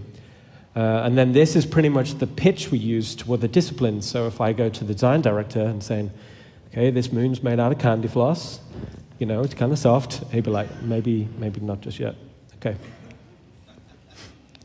Candy floss moon. Stick it in my eye. It's just on your face then. All right, okay, so we've been up until this point, we've got the law, we've got the location, case set, we've got the briefing, so we've got our corner. Then we can start being creative, right? So this is a very, very fun part of the process where we can just, get our ideas going. So until this point, we're kind of defining the box we're going to work in. We use we can use anything, right? We photo bias, we do 3D, we sketch. Some of the best ideas are from sketching. Yeah, and it's also kind of the part where, when we did the Homestead demo last year, we were using the same tech, basically. But we got quite confident in getting something really nice looking, but then you get your concept art and very, very specific visuals, and you try to hit that target, and you realize, okay, actually we never tried this before, and it's not actually working as we planned. So then also the R&D comes in again, so it delays the process a little bit, but improves the tech. So just so we can hit these concepts, or be sure that we can actually go through during development, hitting these targets. Mm. And what we do as well, as we're developing these ideas, it's a very intense period of time when all these ideas are coming through, and we're getting them on the wall, and we put them on our own internal sharing system, so all developers can kind of see it. So everyone's checking it, going, all right, yeah, candy floss moon, that's going to be sweet. All right, okay. So once we've gone through the ideas and it's kind of getting some validation from the different discipline directors, and then we're like, let's start honing in. So, this was a shot that really captured the mood of selling. Thin atmosphere. We wanted a very extreme contrast to it, quite stark. Again, Law said it's got over 100 dormant volcanoes, and it's got all these active geysers that, in fact, triggered a conversation. Is it geysers or geysers? Yeah. A geyser? Yeah. It's a geyser. We still haven't figured that one out. So there's all these geysers on selling, right? Maybe there's a geology expert who can actually if you help us out on that. Come see me later. All right, okay. And already, these ideas start giving the different disciplines ideas, because when we saw these geysers, people start saying, okay, well that influence a player. If I stand on a geyser, I'm going to say it different every time. If I stand on one of these guys and it goes off, what's that going to do to me, right? Okay, and then we go to yellow. The law described that as this thermal frost on it. It's very, very, very cold. So I was like, all right, okay, ice. And then I went to the director of graphics, Ali, and I was like, we need an eye shader. And he was like, no, we can't do an eye shader yet. So, okay, reel it back in. We can't do ice yet, but we will do ice soon.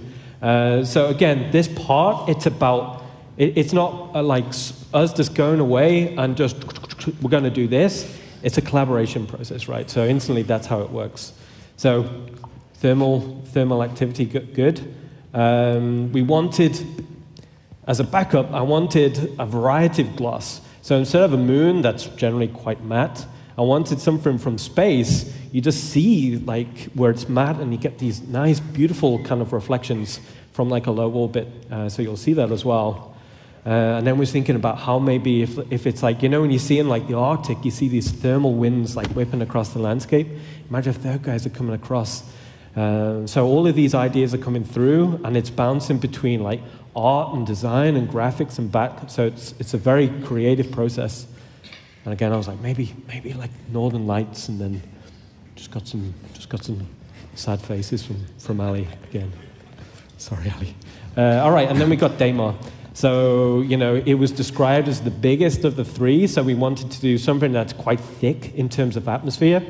Remember what I said before about helping to push that technology forward? So the clever guys in the studio developed this beautiful physically based tool for describing atmosphere. So instantly, as an artist, I was like, yeah, ramp that up, yeah, make it foggy, that's all good. And again, I got a phone call, and okay, we ring it back in. So we made it quite thick, because I'm sure when you've seen videos, if you've been upstairs playing it, you know, the way it interferes with the light, it's really quite beautiful. So seeing how that tech works, and it's helped us calibrate it and understand it. So when we get a tool that's physically based, and we get like Mia and Raleigh scatterings, you know, we're just like, my physics isn't so good right now, so I'm playing with values. So it helps us to calibrate the system. And then just on a slightly subliminal, up until now on Yala and Selin, all the forms have been coming up. So for Daymar, I wanted all the forms to go down. So that's why you've been seeing things like trenches and ravines. So on a very subliminal sense, we're changing forms. Again, we're exaggerating variety, even within a corner of a system. Cool. Okay. So, let me just take this on. So, whenever we kick off this process where we get the VTs and start breaking down, okay, how do we actually start building this stuff? There's 4 levels, major levels of detail that we have to look at. So the first thing would be the global look of the planet. So how does it read from a distance? Can you, for example, on Yela, we wanted to have this clear distinction between like frosted areas, icy areas, and it has to be visible from a distance. The second part would be what's the actual shape of the terrain. So Yela and Selin have shapes that go outward, whereas Daymar goes down. So all these different features, we try to capture them in the terrain shapes, and these translate to our ecosystems. Then when we go one step further, we have our scattered objects, all the objects and like the rocks, the trees that you would find on the surface. And what we try to do is to complement the terrain shapes with these extra scattered elements. There's only a certain amount of details that we can get out of the terrain like the terrain texture and the geometry that we have for the terrain. So anything that's not sharp enough or not crisp enough or not adding enough detail, we add with the scattered assets. And then finally, when you get really close to the surface, we wanted to make sure that this difference between these locations also translate in the type of materials that you would see. So building an ecosystem, this is something that wasn't there on Planet V1, and maybe Pascal can elaborate. Yeah, from V1, I don't know if we actually saw a lot of it. We saw it in one demo, I think. But it was very limited in terms of variety you can create on a planet. So because everything was it was very procedural. You had very few artistic input from what was going on your planet. And the ecosystem, or the V2 technology, actually allowed us to have multiple biomes right next to each other. And basically how it works is we have basically a big ball in space. And there's a whole lot of little checkerboards, like you see on the top right. You can't see that yet. You can't see that. Oh, fuck. Should I just go to the next There one? we go. Boom. That's what I'm talking about. So this is basically what an ecosystem is composed of. I mean, that's a fraction of it, but you have a height map that kind of defines the terrain, how it is displaced. You have a normal map that improves the shading from a distance. And you have this weird colory map, which is what we call a splat map. It's kind of a technical map, and we use it for where different textures are assigned. So we don't want to have mountains with just rocks on it everywhere. We want to be able to say, okay, here we have sand, here we have rock, and here we have grass or whatever. And this is what this map allows us to do. Yep. So this is kind of how one ecosystem is set up. And the cool thing is, like these same textures, they're tiling, so we can seamlessly cover the entire surface.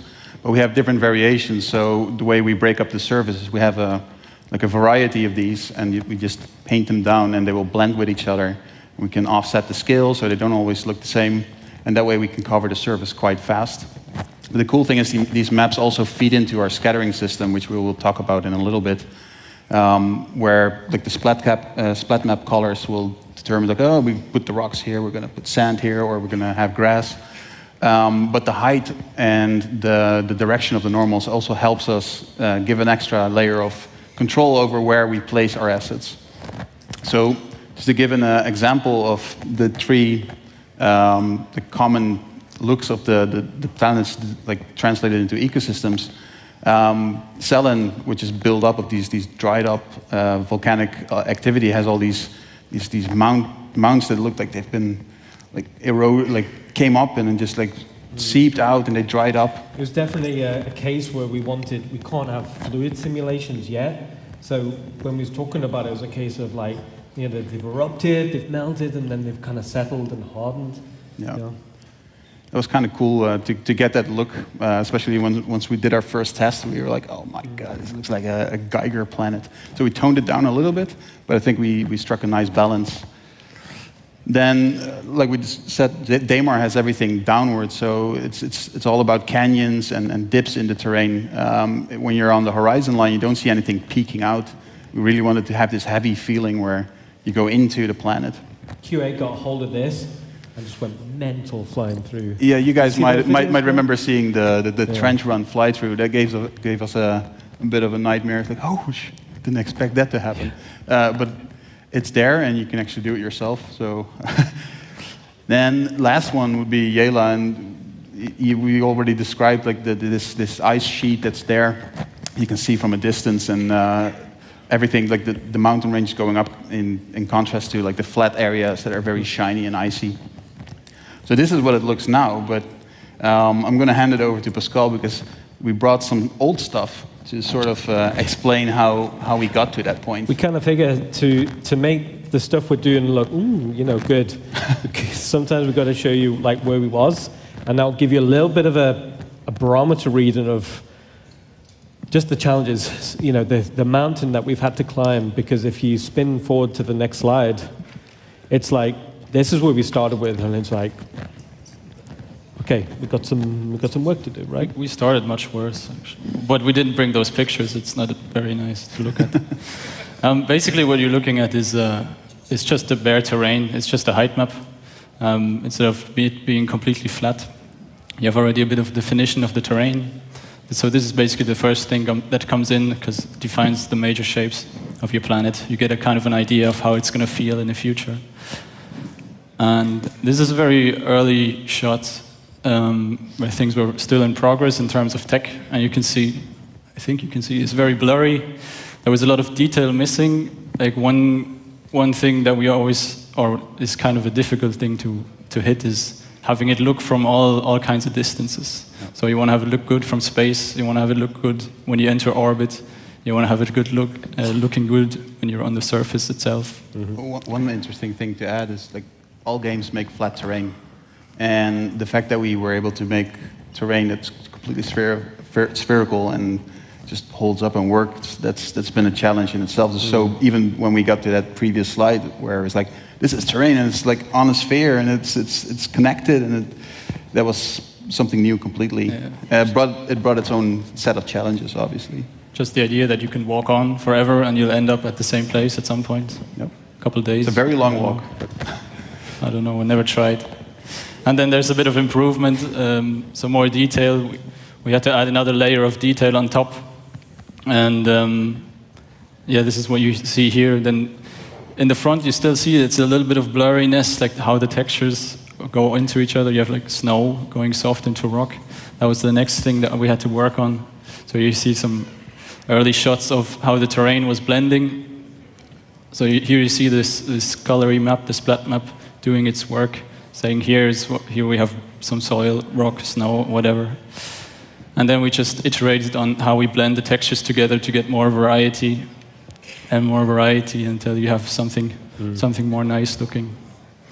And in the end, you end up with something like this, and you can have two completely different ecosystems right next to each other.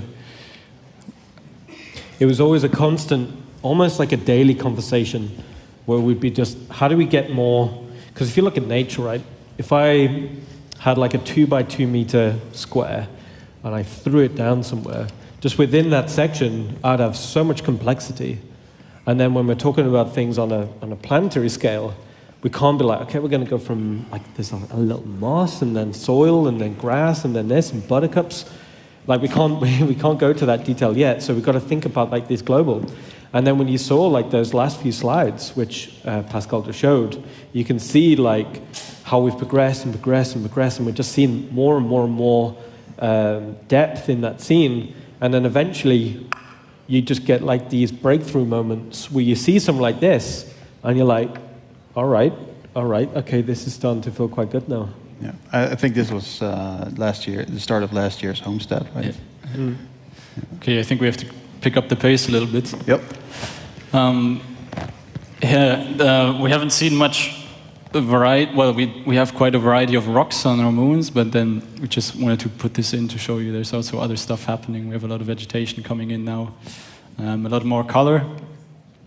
And one thing that we do is we reuse a lot of assets, because like having assets on the whole planet, you cannot make every rock unique, or you cannot do everything from the start again. Yeah, so we should try to figure out ways of getting quickly more variation by just reusing assets, but assigning different materials, getting different look. Just to show how this works, you actually have to play the... So basically, like Pascal said, we cannot build infinite amount of assets, and we try to keep maintainable sets so we can actually increase the quality of the individual assets that we have in the set, instead of just trying to push out as many as possible. So what we try to do is like set it up so we can swap out materials and get a lot of variation and reuse out of that.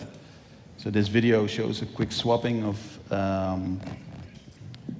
the materials, plus an overview of like the asset sets that we have created for 3.0. So there's like different rock shapes, geysers, I guess, plateaus, and like this is all a first pass. And one of the things that we're looking forward to is like getting new shader tech to help increase the quality of these rocks as well, because yeah. Yeah, usually what happens is you have like these intense bursts where you trying to figure something out, and you're hitting these brick walls, and then you get these, like I said, these eureka moments, and then that kind of pushes you into the next set. Yep. And then usually what helps breaking you through to those next levels is finding out, you know, how do we all kind of collaborate together to achieve this, and then with everyone's combined hard work, then you go through to the next stage. So another example of some of the flow assets that are ready to be used. They're not on the planet yet, but they might be soon. Soon? Yeah. Soon. Look at those baobabs. Those guys are great. You're going to see a little bit of a breakdown later how we go about visually designing our botanicals. We put a lot of work into them. So when I see like these type of asset zoos, I get really excited. And if you look at that guy, there's like, it's like, if you just go back one. Oh, sorry. Yeah, it's a video. Oh, it's a video. But see on the right of it's like this orange thing. And I think on Gamescom, someone on the stream asked, what is that guy, where that came from? And Chris came to me and was like, okay, these moons are good. Can we add a little bit of flavor? So we did a sprinkling of like unique elements, and that's one of the things we found. And he's a really cool guy, and smells like hot death, apparently. But when you see these things, it just gives a little bit of life to it. And the next step was scattering all these assets on the planet, which was, I mean, we figured out the terrain, we figured out how to apply the textures and everything, get a good variety, but still there's no assets. So in theory, it's still an empty level. Usually your level is full of assets. So we moved on to scattering assets. And there's also a very early WIP, work in progress from a long time ago. And there it was very basic. We just tried to get assets on there. We tried to figure out a system that works. View distance was always a big problem, like getting things to show up really on very long distance, because you have to scatter so many assets, because the view distance in this game is ridiculous. Do you remember when we did this and it was like, we put it on and then we all cheered because we were like, man, we've got a lot of assets on the surface. And then when you look at it and you're like, there's no logic involved. Yeah, and then you start thinking about other problems. So you've kind of pushed through one. You've like, okay, we can now scatter lots of assets. That doesn't freak the programmers out. So it's like, yeah, win. And then you look at it and you're like, right, because nature does things in a particular way, and as our eyes, when you look at things, if something doesn't look natural, it looks wrong, because you're used to seeing things in a very particular way. But trying to explain, because you're like, okay, this is wrong. And then to some people, it's like, no, we've achieved it, we've scattered assets. But then when you start thinking about how nature works, you start understanding, all right, we need to add complexity to the way we scatter, or we need tech to maybe integrate these assets a little bit better. So it's always this constant push. You get a breakthrough, and then you're like, you just get hit by this whole other wave of problems that you never really saw before. Almost constantly hitting the uncanny valley of environment art. I think I say to everyone that we've hired, I'm saying, no day is easy. You know, if you want to come and work at the Foundry or at CIG, you know, every day is going to be hard, because nothing that we do is easy. So you've got to be like prepared for that challenge. You've got to, hey man, this is a challenge. All right, okay, I'm gonna break through that. Because that's, you know, you don't come into work for an easy day, right? Yeah. So this is Daymar 3.0, current scattering system. That's basically what it looks like now. Yeah. Quite happy. So we just blast through the next ones. Yeah. So after we have our terrain shapes, we have our scattered assets. The last part would be the close-up details. Since our materials cover a lot of meters and kilometers sometimes, there's a few things that we cannot do. We cannot make really fancy individual textures, because they will be spread over a large surface. So any specific detail, like a very specific twig that's there, that will always show up. So it was always a bit of a struggle to balance that stuff out. Tiling, right? You know, as soon as you put in any type of specific detail, then that specific detail just is gone. So one of the things we tried was using just scanned data, because you don't have to build it, you can just grab it from libraries. And what it turned out to be is like it wasn't very usable for us, because we needed a lot of control to simplify it and have a clean material read. But what we do now is actually we use chunks of scanned data for height maps, and we sample like color values and all the PBR values from scanned resources. And then we compile that into our own materials. So this is a quick setup of how we do our typical materials. We have scanned height information that feeds into our textures, basically the shapes of the rock. Then we have a couple of nodes with different sand types that are based on PBR values, and we can just basically toggle between them if we want to make a red sand or a brown sand. Same for the rock types. And the way this graph is set up is it allows us to quickly determine, like, oh, we're going to use a very, very rocky ground, or almost no rocks. We want to scale them up. We want to have bumpy ground. And the sliders and all these controls are basically in this graph, but we don't tweak any of the physical values of these materials. So with this system, we managed to kick off like a set of materials for each location that is physically correct. It looks cool, and it was like easy to control how much information was in each texture. So the dusty, more moon-like textures for Selen with some dried lava flow. the Daymar palette, which is a bit more based on the Earth Sahara, and the Yela palette, which one of the cool things about Yela, I think, is because it has this frosty look. There's no loose soil flowing around. Everything is sort of stuck in place. It's something that we wanted to represent in the materials as well.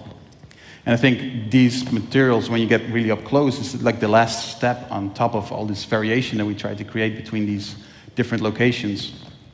But when we kicked off with the materials, we only had like one material over a very large area. And you can sort of see, like, if you would land here, it would feel very barren. And it's like, okay, well, this is it. People bragging about planets, and you get there, and then it's like, this is what you see. It's not making us happy. It's not making you guys happy. So with these new palettes and the way we blend all this stuff together, this is closer to what we have now. This is actually what we have now.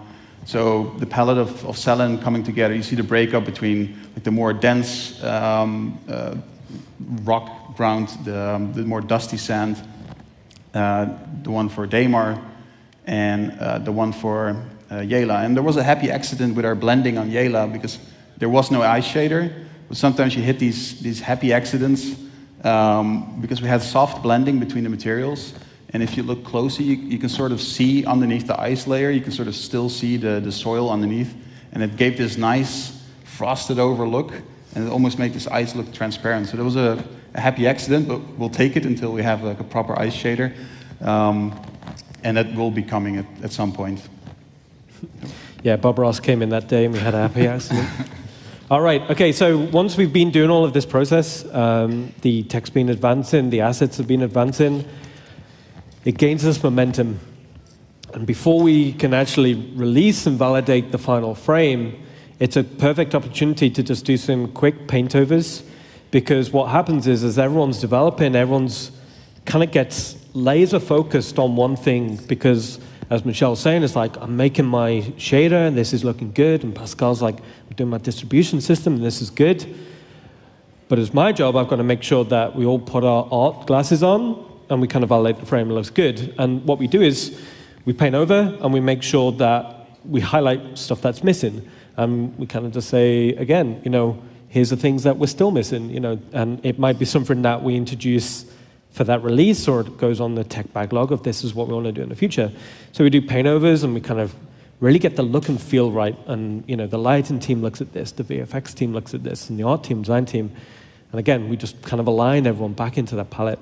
So this is for things like Selen, and then we sketch over, okay, we break down, okay, these are the things we're missing. So if you think back about scattering, you look back at, okay, what does nature do? And then when you understand what nature does, then indirectly that informs how we're going to need to do it. I mean, irrelevant whether it's on a small scale or a large scale, we always have to go back to nature, because as a player, you guys be playing it and you're like, wait a minute, this something's not right. Because any type of distribution system, if it's based on the algorithm or if it's based on logic, you're going to see repetition. Like, there's no system that's perfect, right? And it's quite easy to get lost in the tools. You're just building stuff and you're putting more stuff on the planet, and you walk around like, wow, this looks cool. Yeah. And you have to look back every once in a while to how nature does it. There's sometimes arguments. Yeah. But sometimes you got to really evaluate what we're doing, because, you know, you might say, hey, we've ticked these boxes, we're doing it. But then we always need to push forward. And this is something that we're going to keep doing and doing and doing and doing until, you know, we're all finished and happy. So again, Yela, different things happening there. So we're describing what materials do, you know, what atmospheric conditions can kind of happen. And again with Daymar. Tends to come back to very specific things. You know, how do shaders react under these kind of like physical conditions? How do objects get distributed? How do, if a piece of rock was in a desert for 20 years, what would it look like? You know, how do we make our shaders react to that? And usually what happens when we start breaking it down, we're like, okay, it doesn't do this, doesn't do this, doesn't do this. So it starts driving that tech forward, right? Okay, final implementation. So this is just like snapshots of where we're at. So this is what the current 3.0 build is like now. It's been a very engaging process between multiple disciplines, and kind of going back to what I was saying to at the start, It's hard, right? You know, this is crazy. This sort of things we're doing. It's never been done before. But everyone has to come to work charged. They'll get knocked down. They'll hit with problems. They go home and just think, man. But they could always come in the next day, and we always try and figure it out. So something like Talon, you know, that tight, high contrast vibe. Something like Yella and Damar, all good. So I think everyone that's on the team is super happy with what we've managed to achieve, even though we're just describing that small corner of the system. So, Santon system, right? It's a corporate business part based on law. Actually, I like to think about it, it's the building ground for our pipeline and tools. So what I mean by that is, you know, this is the challenge we're facing on working in this corner, but we can't go through all of these systems, figuring out. So we see the Santon system, it's where we build our tools, we build our pipeline, and then once we get that solid foundation, that's going to empower the art team and the various other disciplines to just create, right? So without that solid foundation, you can't really go off, right?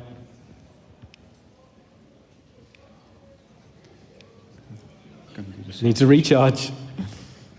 Okay, how does the sausage get made? Right. We're just going to switch out. Yeah. So that says 1 minute, 33 seconds left. Yeah, that's not a lot of time. So 1 minute, 33 maybe some seconds. of you guys recognize this. This is Damar. We're here in the sandbox. This is basically what we work with. And I'm just going to show you a little bit how, or a little bit of the tools. Mostly Sorry, just do that one more time. In and out, one more time. In and out. In real time. I can't describe to you how cool that is, right? And like working on this stuff and seeing it happen for the first time, it will take a good couple of weeks, if not months, to get your head around like the amount of space that you actually have to work on. And we have really good tools, but at the same time, it's yeah. Just going in and out, man. That's all we need to show. We should have started with it. That's all we need to show, right? And if you actually go inside that outpost, it's not just the organics, but the way we place our point of interest. It's all there. You know, you could fly in there if you want. But anyway, Pascal's going to do his thing, right? Maybe just do a quick eco swap. I don't know what's going to go on in 20 seconds. Okay, I'm just going to ruin this planet a little bit for you guys. So basically, what a planet looks like in the beginning is like this. There's really nothing going on. There's just a whole lot of emptiness with just one big texture on it. And then we start to bring in these ecosystems. This is kind of what you saw earlier on the shots. Draw in your height maps. Oops. Now you can see a whole lot of repetition. So this is basically one ecosystem repeating itself without any procedural randomization. And it's also pretty flat. Magic numbers he's typing in right now. Do you want to bring that over to the main screen? Just bring that tool over. Do you want to? Oh, yeah. This is basically the tool that we work with. This is called the Planet Editor. There's a whole lot of numbers and stuff. Not very interesting to look at, but that's basically what we work in all of the time. But yeah, we get the visuals over here, so that's quite gratifying. And then basically from this height map information, we go over to a textured version. We get something like this. We have all our textures on there, all the materials, but still it's very empty. You still have the particles in the preset. And then basically the last iteration that we do is getting all of the assets back in there. And you end up with something like this. Now this is just a couple of seconds. It actually takes quite some time to do all this. He's done it in 20 the seconds. End result. Done. Yeah. Yeah, and there you have Damar. Easy mode. Yeah. Done. All right. Easy. We're already in overtime. All right, so we've got, do you want to switch out? We've got 1 minute, 37 seconds.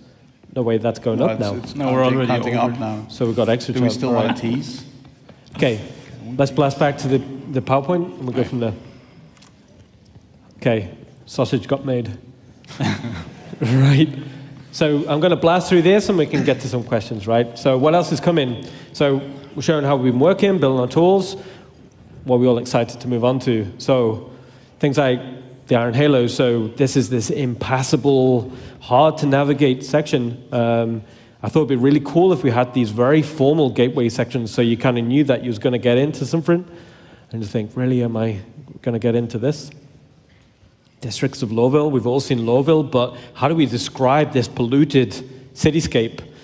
Particularly in between, like where there's this, the big building of the family, how does that sit around all of this cityscape around him? Something that we've been working hard to get that scale right, because that guy, that building's pretty big. It's huge. And then things like, what type of ecosystems are going to be on that planet? It's a corporation run amok, so they'd have these huge dumping grounds, and then this starts informing like the assets we're going to need, but also type of animals. Check that armadillo out; he's sweet. Moving on. And then things like when we go to Microtech, the domes of New Babbage. That's going to be cool. But then also like the headquarters. They're a very high-tech company. What would the headquarters be like? And then we wanted a very good contrast between this slick, high-tech kind of dome, but with some botanicals in there. So we started getting some ideas. So you've got this very monotone landscape outside. So how do we've got like white mountains outside, and we've got like white walls inside. Where's the color coming from, right? Todd's always going, where's the color in the game? So I'm like, here's the color. So what would happen is you'd have this high-tech company that make these beautiful products. What type of botanicals would they have in there? So then we're like, all right, okay, they wouldn't have like a dried fern in there. So they'd be like, okay, we know a bit about technology. So maybe we should help the plants a little bit. Help the plants a little bit. And so then it was like, maybe there's like a type of bioweave in there. So anyway, we get into this crazy detail. So every botanical that you see in our game goes through this very rigid visual development process where we're wondering what that guy is. And if you think about on the outside of that dome, if you've been inside this calm interior of New Babbage, then on the outside you're just going to get blasted, right? Because this was a terraforming accident. So this landscape's wild. And then again, the botanicals. What would the botanicals have been like if they would have been blasted since, every day they were growing, so everything would be leaning. So it'd be kind of cool as if you're going across the landscape, everything's just to kind of one side. And then going to my personal favorite, like Arzen, the floating landscapes, the floating lattice, we've seen this. But then how do we push that further forward? So within the Stanton system, okay, you've got Hurston Dynamics, I've been there and polluted, all that sort of thing. I've gone to Arcorp, it's Perpetual City. I've gone to Microtech, I'm going to get blasted, right? I wanted somewhere where there's a little bit of a nice landscape to kind of relax in. So from law, it's more about the recreation. So I was thinking it'd be beautiful to have like these gardens overlooking these vistas. And then flags, because I love flags, but also because I wanted to build it like a subliminal palette. So say, for example, you're in Pyro System on a base, and you're having a good time, and then occasionally you'll see like this logo of this top corner, and if you see, it's like a triangle with these 3 triangles within it, and that reflects to how the gardens are, how the architecture, how these seats are arranged. And you'll look at that and you go, man, I want to go to Crusader again. But it's not going to be that quick journey. So again, we're extending the palette, so it feels a bit more like a space opera. So if you wanted to go from system to system, that's going to take a long time, right? And again, trees. We've got trees on Crusader. What would it be like if they grew up like high up above a gas giant? I wanted something that didn't feel like a bonsai, but almost felt just as beautiful, just from a pure silhouette. And again, the cloud layer, if you look at the canopy on this, it almost reflects the kind of shape language that you get in a particular type of clouds. All right, we're 6 minutes over. Hold on. Before questions, we're running a little short on time, so I'm not sure how much Q&A we'll have. Before we got into questions, though, I wanted to introduce Andy Green to the stage, if you can come on up. He is the CEO of Acme Atronomatic, the makers of the My Radar app.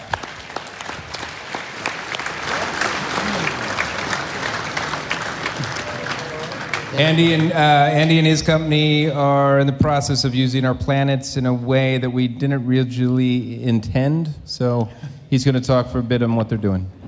Thank you, Brian. So as Brian said, my name's Andy Green. I am a huge fan of Star Citizen. I've been a backer since the beginning in 2012. And I'm a firm believer in Chris's vision of the game. But during my day job, I'm the CEO of a company called Acme Atronomatic. And among other things, we make a cool mobile weather app called My Radar. So it's fairly popular in the States. We've got about 10 million active users, and the app has been around since 2008. Over the years, we've gotten very good at visualizing all sorts of weather and weather-related data, and in displaying that data on maps. And we've even spread out a bit in that we're now able to show NASA satellite imagery for other planetary bodies like Mars, giving users a new way to view the red planet. So one day in this epiphany of nerddom, I thought to myself, how cool would it be if we could use this technology to render virtual worlds? So earlier in the year, being such a big Star Citizen fan, I reached out to CIG to see if they were interested in experimenting. And they thought the idea sounded cool. So with a little bit of help from them, we took the high-resolution data for their procedurally generated moons. We massaged and molded the data a little bit and put it into a format we could use. And we now have the ability to display the moons of Star Citizen Alpha 3.0 within the My Radar app. That is cool. That is cool.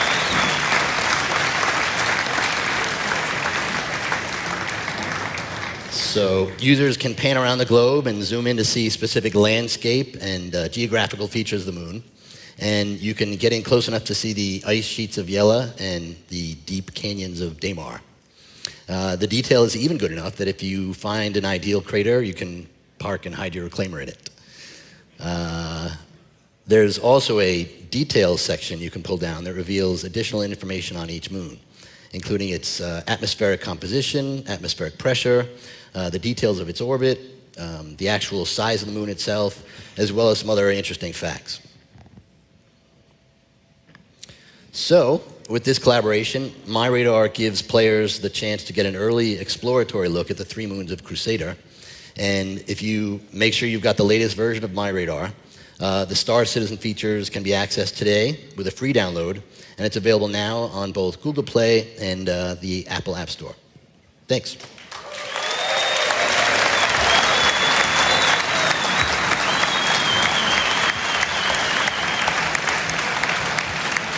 Awesome. Thanks, Andy.